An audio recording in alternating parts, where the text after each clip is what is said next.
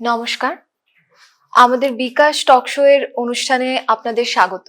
শুরু করছি আমাদের আজকের পর্ব, কর্মক্ষেত্রে মানসিক স্বাস্থ্য। আমাদের সাথে আছে কবিগুরু নার্সিং ইনস্টিটিউটের সিস্টার ম্যাডাম। নমস্কার ম্যাডাম।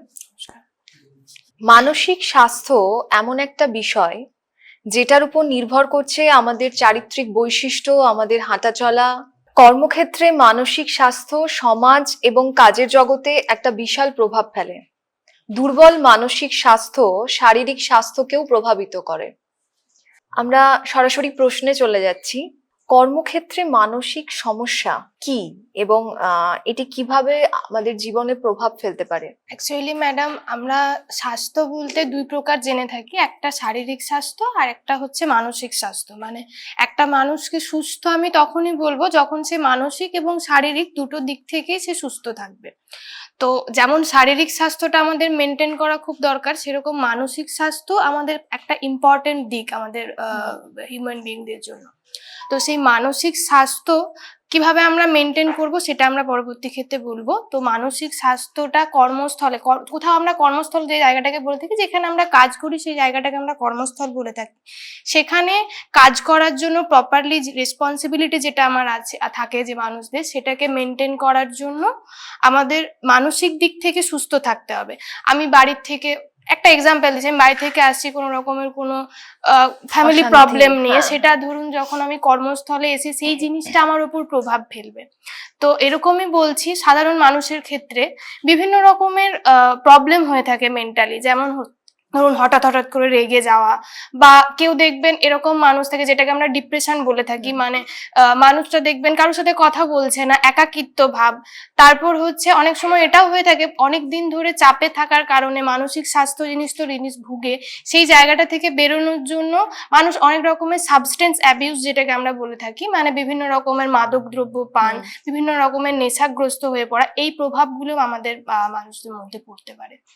মানে কাজের ক্ষেত্রে কাজের জায়গার মেন্টাল হেলথটা যেমন ঠিক রাখা দরকার, তো আমাদের বাড়ির ভিতরে জিনিসগুলোকে ঠিকঠাক, মানে মানসিক শান্তিটা খুব দরকার, মন ভালো রাখাটা খুব দরকার। কর্মক্ষেত্রে মানসিক চাপ বা উদ্বেগ, এই দুটো জিনিস মোটামুটি একই, তো সেইটা আমাদের প্রধান কারণগুলো কি কি হতে পারে? কর্মক্ষেত্রে দেখুন, আমরা একটা জায়গাতে কাজ করছি, তো যে কোনো জায়গাতে যে কোনো ধরনের জবে বলে থাকুন না কেন, সেই কর্মক্ষেত্রে যে কোম্পানির আন্ডারে হোক বা যে গভর্নমেন্ট হোক প্রাইভেট হোক, যে কোনো সেক্টরে আমরা যখন কাজ করছি, সেই যে স্টাফরা, সেই স্টাফদের একটা পার্টিকুলার টাইম থাকা উচিত। মানে এরকম না যে হ্যাপাজেট তাদের ডিউটির কোনো টাইম নেই, ধরুন আছি হঠাৎ করে ইমার্জেন্সি ফোন আসছে যখন তখন যে আমাকে ডিউটিতে যেতে হবে বা কিছু, এইগুলো যেমন প্রভাব ক্রিয়েট করে। এর সাথে হচ্ছে আপনার যে জায়গাতে কাজ করছি সেই জায়গা থেকে যে কাজটা আমি করতে যাচ্ছি সেখানে আমি সাপোর্ট পাচ্ছি না, মানে ধরুন সেই কোম্পানি থেকে বা সেই সেক্টর থেকে আমি সাপোর্ট পাচ্ছি না, সেই কাজটা এরকম ল্যাক অফ সাপোর্টের জন্য হতে পারে। তাছাড়া ওভার টাইম ডিউটি, মানে পার্টিকুলার একটা মানুষের জন্য 8 ঘন্টা বা 10 ঘন্টা এত দূর অব্দি কাজ করাটা ঠিক আছে, একটা কাজ যখন সে একটানা করতে থাকবে তখন সেই জিনিসটা তার উপরে প্রভাব ফেলবে, মানসিকভাবে তার উপর চাপ সৃষ্টি করবে। তো সেই যে সমস্যাটা তৈরি হচ্ছে, তো সেই সমস্যার সমাধানের কি কি পদক্ষেপ আপনি দেখাবেন? আমি বলতে পারি, দেখুন যেখানে কাজ করছে সেই জায়গাতে প্রথম কথা তাকে হচ্ছে তার যে রেসপন্সিবিলিটি সেই জিনিসটা তাকে ক্লিয়ার করে দিতে হবে। বা এই যে ওভার টাইমিং এর কথা আমি বললাম একটা রিজন, সেই রিজনটা তাকে বের করে আনতে হবে। তাদের একটা রেগুলার যেন শিফটিং হয়, 6 ঘন্টা 6 ঘন্টা বা 8 ঘন্টা 8 ঘন্টা, এরকম টাইপের শিফটিং গুলো যেন রেগুলার থাকে। এছাড়াও হচ্ছে মানসিক স্বাস্থ্যটাকে ঠিক রাখার জন্য একজন মানুষ নিয়মিত খাওয়া দাওয়া করা এবং রেগুলার যেটাকে আমরা ঘুমানোর টাইম যেটাকে বলে থাকি, প্রতিদিন 7 থেকে 8 ঘন্টা ঘুমানো খুবই দরকার। এছাড়াও বিভিন্ন রকমের এক্সারসাইজ যদি করে, বা ধরুন ফ্রি টাইম আছে তখন সে গান শুনছে বা কোনো রকম মেডিটেশন করছে, এই জিনিসগুলো করলে পরে সে মানসিকভাবে যে চাপটা থাকবে, যে স্ট্রেসটা থাকবে, সেখান থেকে সে বেরিয়ে আসতে পারবে, রিলিফ পাবে। আপনি কিভাবে কর্মস্থলে মানসিক চাপ কমাতে সহায়ক পরিবেশ তৈরি করবেন? দেখুন, আমরা যেখানে কাজ করি সেই জায়গাটাতে পরিবেশ আমরা যেটাকে বলে থাকি, আমি কোনো একটা জায়গাতে কাজ করছি, আমার আশেপাশে যা কিছু আছে সেটাকে আমরা এনভায়রনমেন্ট বলবো। তো যে কোনো কিছুর ক্ষেত্রে, পড়াশোনা বলুন বা কাজের ক্ষেত্রে, এক একটা প্রপার এনভায়রনমেন্টের দরকার হয়। তো কোনো মানুষ যখন কাজ করছে সেই জায়গাতে যেন সে নিজেকে সেফ ফিল করে, মানে এরকম না যে তার মনের মধ্যে চলছে যে আমি এই কাজটা করতে যাচ্ছি, এক্ষেত্রে কোনো প্রবলেম হচ্ছে, যেটা আমি বললাম যে সাপোর্টের ল্যাক অফ সাপোর্ট, সেই সাপোর্টের দরকার হয়। তার সাথে সাথে আপনার এমপ্লয়ি কি, মানে ধরুন একটা এমপ্লয়ি তার কি দরকার, মানে কতটা আমরা ফেসিলিটি তাকে দিতে পারি বা তার কি ধরনের কি নিডস আছে, এই নিডটা যদি আমরা বুঝতে পারি তাহলে সেই জিনিসগুলো আমাদেরকে হেল্প করবে। তাদের যে মেন প্রবলেম, প্রথম কথা হচ্ছে যে প্রবলেমের কারণে মানসিক রোগটা হয়েছে সেটা আমাদেরকে ফাইন্ড আউট করতে হবে। উইদাউট কজ তো আমরা সলিউশন পাবো না। তো সেই জন্য প্রথমে আমাকে রিজনটা জানতে হবে যে কি কারণে তার প্রবলেমটা হচ্ছে। তো এইগুলো যদি আমরা করে থাকি তাহলে সেক্ষেত্রে মানে সেই কোম্পানির আন্ডারে বা সেক্টরের আন্ডারে যারা কাজ করবে তারা মানসিকভাবে শান্তিতে থাকতে পারবে। আপনি নিজে যদি একজন কর্মী হন এবং সেখানে আপনি যদি অনুভব করেন যে আপনার মেন্টাল হেলথ বা মেন্টাল স্টেবিলিটি ঠিকঠাক হচ্ছে না, তো সেক্ষেত্রে আপনি নিজের ক্ষেত্রে কি পদক্ষেপ নেবেন? হ্যাঁ, ধরুন আমি কোথাও একটা কাজ করছি, তো আমি প্রথমেই বললাম যে কি কি কারণে আমার হতে পারে, যেমন হচ্ছে ওভারটাইম ডিউটি বা ইরেগুলার শিফটিং। তো আমি চাইবো আমি যেখানে কাজ করব সেখানে প্রথম কথা জিনিসটাকে, আমার যে রেসপন্সিবিলিটি সেই জিনিসটাকে ঠিক করে নেওয়া। এর সাথে সাথে আমি বললাম যে নিয়মিত খাওয়া দাওয়া করা, নিয়মিত ঘুমানো বা বিভিন্ন রকমের ব্রেক টাইম, আমরা যদি কাজের মধ্যেখানে ধরুন 8 ঘন্টার বা 10 ঘন্টার শিফটিং, তার মধ্যেখানে 1 ঘন্টার মতো ব্রেক টাইম আমি যদি পেলাম, সেই টাইমটা আমরা তাহলে রিল্যাক্স করতে পারবো, বা যে রেসপন্সিবিলিটি আমি আছি কাজের জায়গাতে সেই জায়গাটা থেকে একটু বেরিয়ে এসে জিনিসটাকে আমরা সেটেল করতে পারবো। তো এইগুলো যদি করতে পারি তাহলে আমার মনে হয় ঠিক থাকবো পরবর্তী ক্ষেত্রে। আমরা শুনলাম ম্যাডামের থেকে যে আমরা যে জায়গায় কাজ করছি মূলত সেই জায়গাটা আমাদের আমাদের দ্বিতীয় বাড়ি হয়ে যায়, কারণ সকাল থেকে রাত পর্যন্ত আমাদেরকে সেখানে কাটাতে হয়। তাই সেই অ্যাটমসফিয়ারটা যদি আমাদের হোমলি না হয়, সেখানে কাজ করাটা আমাদের মেন্টাল হেলথ বা মেন্টাল স্টেবিলিটির জন্য খুব বড় একটা এফেক্ট ফেলে। তো সেই দিক থেকে এবং পরিবেশটা যেন বন্ধুত্বপূর্ণ হয়, সকলকে সেই দিকে মাথায় রাখার চেষ্টা করতে হবে। আমাদের অনুষ্ঠানের একদম শেষ পর্যায়ে আমরা পৌঁছে গেছি। খুব ভালো লাগলো ম্যাডাম আপনার কাছ থেকে, এবং আমাদের দর্শকরাও তাদের নিজেদের কর্মক্ষেত্রের যে চাপ বা যেটাই অনুভব করে, তো সেখান থেকে আমাদের মনে হয় কিছু এখান থেকে এফেক্ট হয়তো তারাও পাবে। নমস্কার। Thank you. নমস্কার, আমি অদিতি। প্রত্যেক দিনের মতো আমাদের বিকাশ টকশয়ের অনুষ্ঠানে আমরা চলে এসেছি। আমাদের সাথে আছেন একজন বিজনেস ওম্যান এবং তার সাথে সাথে তিনি একজন সমাজকর্মী। আমাদের পারিপার্শ্বিক পরিস্থিতি এবং সমাজ যখন প্রত্যেকটা মানুষ নিজেকে নিয়ে ভাবতে ব্যস্ত, তখন সেই জায়গা থেকে একজন মহিলা যিনি মানুষের পাশে থাকার অঙ্গীকারে দায়বদ্ধ করেছে নিজেকে, শুনে নেব ওনার সম্পর্কে। নমস্কার। আসসালামু আলাইকুম রহমতুল্লাহি বারাকাতুহু। আমি মুর্শিদাবাদ জেলার বোড়া থানা অন্তর্গত। আমার নাম বিদানা বিবি। আপনি আমাদের এই সংস্থা, মানে আমাদের যে হসপিটাল শান্তিনিকেতন মেডিকেল কলেজ এবং হসপিটাল, এখানের সাথে আপনার পরিচিতি কিভাবে? আমি প্রথমে এখানে পেশেন্ট পার্টি হিসেবে এসেছিলাম। তো এখানে আসার পরে আমার পরিষেবা এতটাই ভালো লেগেছিল, বা আমি আরো অনেকটা বলেছিলাম যে এখানে পরিষেবা খুব ভালো, এবং ডক্টর বাবুদের মানে পরিষেবা দেওয়ার ধরনটা একটু আলাদা। আমরা যে অন্য অন্য জায়গায় দেখি ডক্টর বাবুরা এমনভাবে রিয়েক্ট করে যেন আমাদের টাকা দিয়ে দেখাতে চায়, তবুও মনে হয় যেন ওরা আমাদের এমন বিহেভ করছে আমি এমনিতে দেখাতে এসেছি, বা এত খারাপ ব্যবহার আচরণ, সেটা দেখে খুব বিভ্রান্ত লাগে ওদেরকে দেখে। কিন্তু এখানে এসে পুরোটাই উল্টো, এত সুন্দর পরিষেবা যে তুলনা করা যায় না। এর জন্য আমার খুব ভালো লেগেছে। তখন প্রথমে আমি পেশেন্ট পার্টি হিসেবে এসেছিলাম। তারপরে এখানে এসে কিছু লোকের সঙ্গে আলাপ হয়। ওনারা বলে যে আপনাদের ওদিকে কোনো ক্যান্ডিডেট নেই, যদি আপনি কাজ করতে ইচ্ছুক থাকেন তাহলে কাজ করলে ভালো হতো। আমি ওই সূত্রে এখানে মানে বললাম হ্যাঁ ঠিক আছে আমি কাজ করব। তারপর প্রথম আমি 2024 ফেব্রুয়ারি মাসে এখানে প্রথম এসেছিলাম। তখন এসে আমার মানে এটা এতটাই ভালো লেগেছিল, বা আরো পাশাপাশি অনেককে বলেছিলাম, তখন আমি এতটা ভাবে যে কাজ করব সেটা ভেবে উঠতে পারিনি। প্রথম এখানে জয়েন করার পরে আমি প্রথম যখন পেশেন্ট নিয়ে আসি তখন মাত্র 24টা পেশেন্ট নিয়ে এসেছিলাম। প্রথমবার যখন এসেছিলাম দিয়ে 2-3 বার এভাবে ব্যর্থ হয়েছে, আমার মনে হচ্ছে তাহলে আমার দ্বারা আর কাজ হবে না। তারপরে আমি যখন মানে তৃতীয়বারের পরে যখন আমি জিদ ধরলাম যে মানুষকে আরো মানে বোঝাতে হবে, তবে আমি এই কাজটার দিকে আগাতে পারবো। তারপর আমি গ্রামে গ্রামে গিয়ে মানে ওদের বোঝাতে শুরু করলাম যে ওখানে অল্প টাকায় খুব ভালো পরিষেবা দিচ্ছে এবং ডাক্তারবাবুদের ব্যবহারও খুব ভালো। তারপরে এখানে তার দ্বিতীয়বারে আমি তখন 42টা নিয়ে এসেছিলাম। আস্তে আস্তে আমার এই কাজটা এতটাই ভালোবাসার জায়গা হয়ে গেছে, তখন আমি সপ্তাহে একটা দিন ডিউটি করছিলাম, এখন আমি সপ্তাহে 3 দিন ডিউটি করছি। আর পেশেন্ট পার্টিরা আমাকে খুব ভালোবেসে ফেলেছে।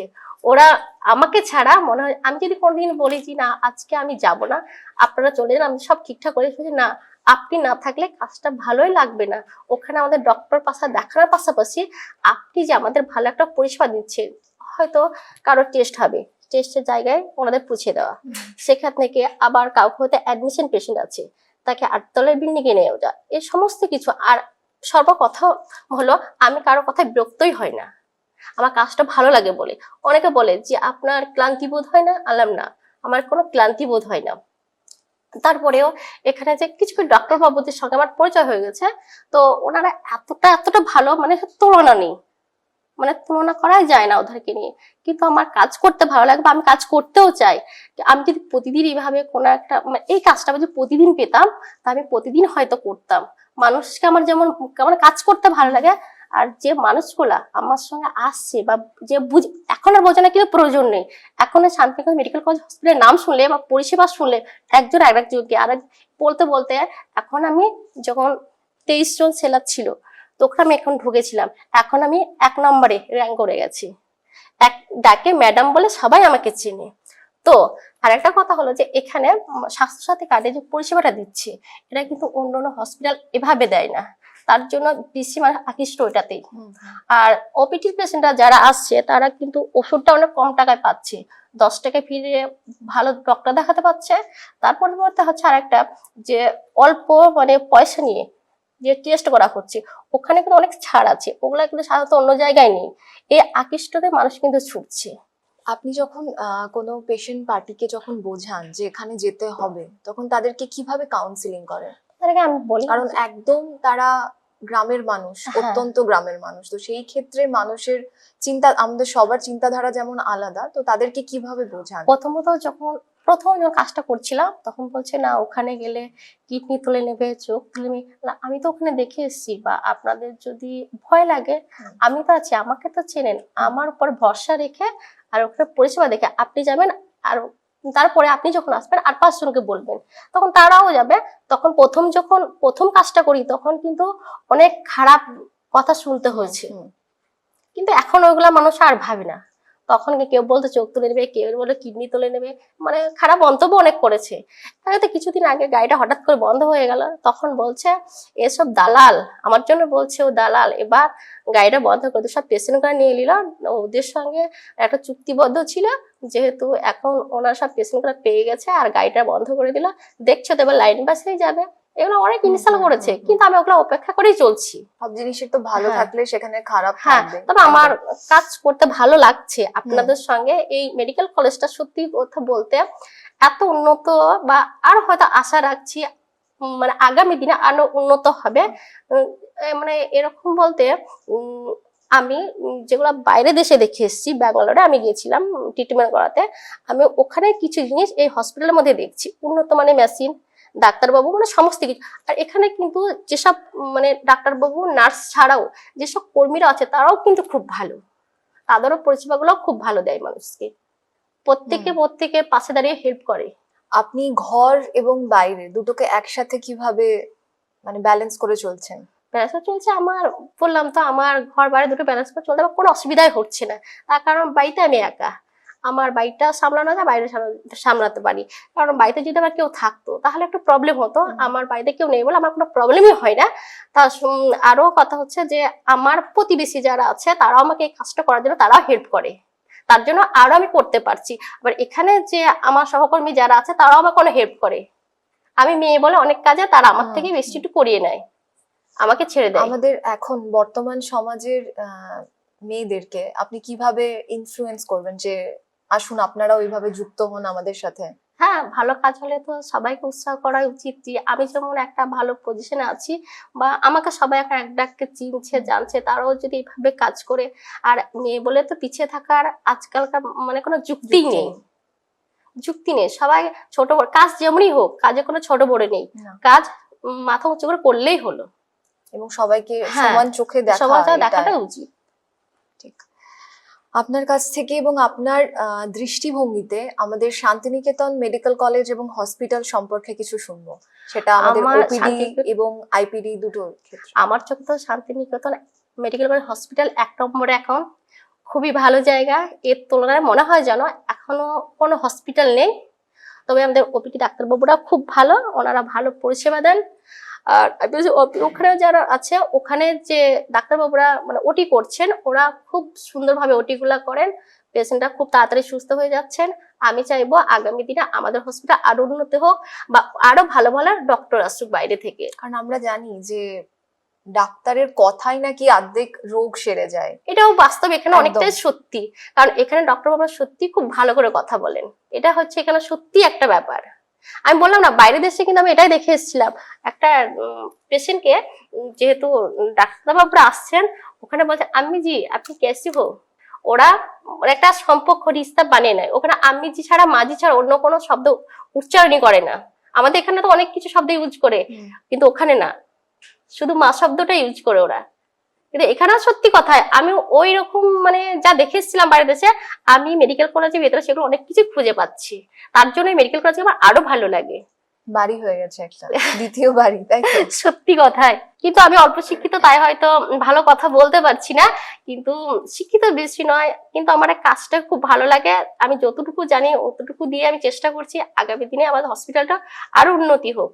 বা আমি চাইবো, আমি 3 দিন ডিউটি করছি, পরবর্তীকালে আরো 3 দিন বেড়ে যাক, যেন মানুষ ভালো পরিষেবা পায়। আমি তাদের পাশে দাঁড়িয়ে আমিও মাথা উঁচু করে যেন বলতে পারি যে না, আমাদের মেডিকেল কলেজ 1 নম্বর চলছে। একদম। আপনি আমাদের যারা দর্শক বন্ধুরা আছে তাদের উদ্দেশ্যে আপনি একটু বলবেন যে আমাদের শান্তিনিকেতন মেডিকেল কলেজের আসার জন্য, এবং তাদেরকে কিভাবে আপনি বলবেন যে আমাদের পরিষেবা সম্পর্কে। এটাই বলবো যে আমাদের শান্তিনিকেতন মেডিকেল কলেজ হসপিটাল খুব ভালো উন্নত একটা জায়গা।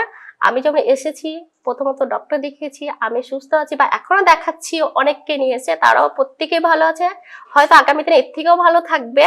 আপনারাও আসুন, আপনারা এসে আমাদের এখানে এসে দেখুন, ভালো পরিষেবা পাবেন। আর যারা দূরে আছে জানতে পারছে না, তাদের সবার কাছে এই বার্তাগুলো পৌঁছে দেন, তারাও যেন এসে এখানে ডক্টর বাবুকে দেখায়, তাহলে তারাও তাড়াতাড়ি সুস্থ হয়ে যাবে।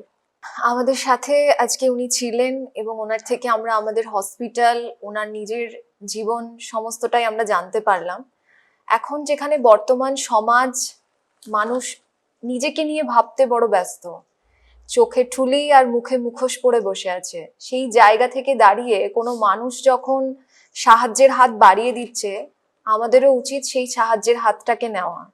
আপনারা এভাবেই আমাদের পাশে থাকবেন। আমাদের অনুষ্ঠানের আমরা একদম শেষ পর্যায়ে এসে পৌঁছেছি। সকলকে ধন্যবাদ।